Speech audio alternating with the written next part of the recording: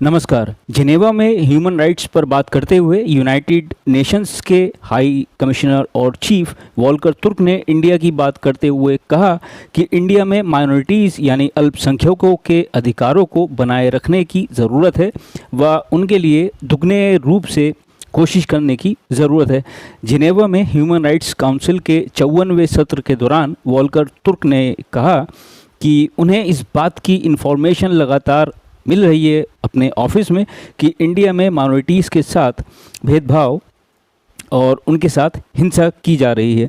Volker तुर्क ने आगे कहा कि ज़्यादातर मामलों में या ज़्यादातर घटनाएं मुस्लिम लोगों के साथ हो रही हैं व उन पर हमले हो रहे हैं।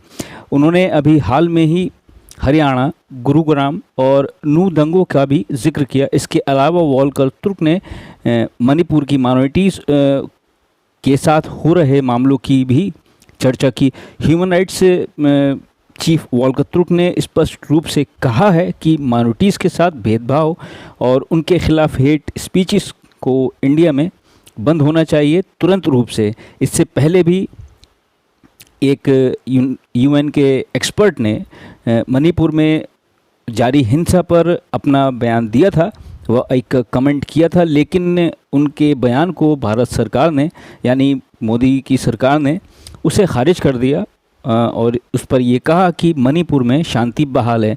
आपको मैं ताज़ा जानकारी दे दूं कि अभी नहीं, इससे थोड़ी देर पहले रिपोर्ट मिली थी मुझे, मैंने देखा था कि मणिपुर में कांगपोकपी के पास 3 कुकीज़ुमी समुदाय के लोगों को गोली मारकर उनकी हत्या कर दी है। ऐसा मीडिया रिपोर्ट में सामने आया है।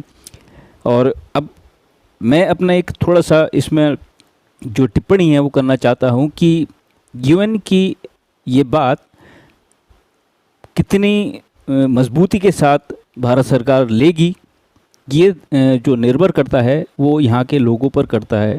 क्योंकि यूएन का पहले भी स्टेटमेंट आया था और अभी भी ये बहुत स्ट्रॉन्ग स्टेटमेंट है। अगर कोई दूसरा कंट्री होता तो वहाँ के लोग इसको बहुत स्ट्रॉन्ग एक कमेंट इनका मानते, क्योंकि ये यूएन के चीफ ने दिया। और दुनिया में आजकल सबके पास सब कुछ है और सब लोग देख रहे हैं इंटरनेट पर वो क्या हो रहा है, इसलिए आप छुपा नहीं सकते। अब ये कह देना भारत सरकार की ओर से कि स्थिति व बिल्कुल सब कुछ ठीक है, तो ये कहना बिल्कुल गलत है। असल में हो इंडिया में ये रहा है कि अगर मुस्लिम कम्युनिटी के साथ कुछ हो रहा है तो बड़ी कम्युनिटी जो मेजोरिटी है उसका एक बहुत बड़ा हिस्सा बिल्कुल खामोश रहता है।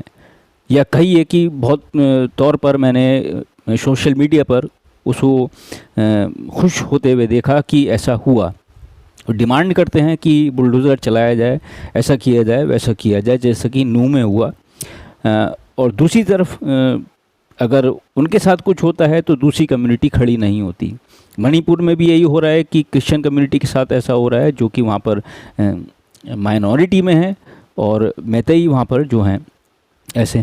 तो इन्होंने सभी माइनॉरिटीज़ ख़ास तौर से हिंदुओं को छोड़कर जो मेजॉरिटी में है इंडिया में, उनको छोड़कर वॉल्कर ने ये बात कही है, अपनी ये चिंता जाहिर की है कि ऐसा नहीं होना चाहिए जैसा कि हो रहा है।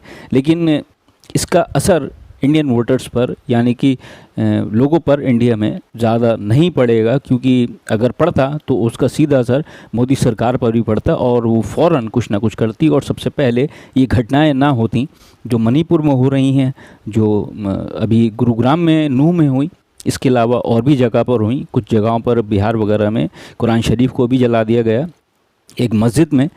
तो इस तरह की घटना नहीं होती अगर सब लोगों के लिए खड़े हो जाएं। तो मेरा बस इतना सही कहना था। बाकी मैंने आपको ये जो ख़बर थी वो मैंने आपको दे दी। इसका जिक्र मैं जानता हूँ ज़्यादातर मीडिया हाउस पे नहीं होगा, जो मेन स्ट्रीम मीडिया है वो नहीं करेगा, क्योंकि ये सरकार के ख़िलाफ़ एक बात है।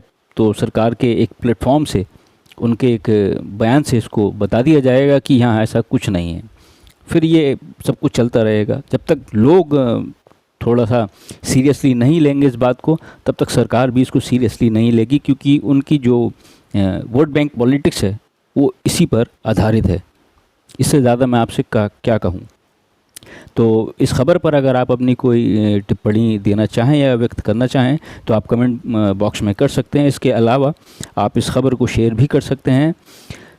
देश दुनिया से जुड़ी ज़रूरी ख़बरों को देखने के लिए आप इस चैनल को सब्सक्राइब भी कर सकते हैं। मैं आपसे मिलूँगा किसी और वीडियो में किसी और ज़रूरी ख़बर के साथ। तब तक के लिए धन्यवाद, नमस्कार।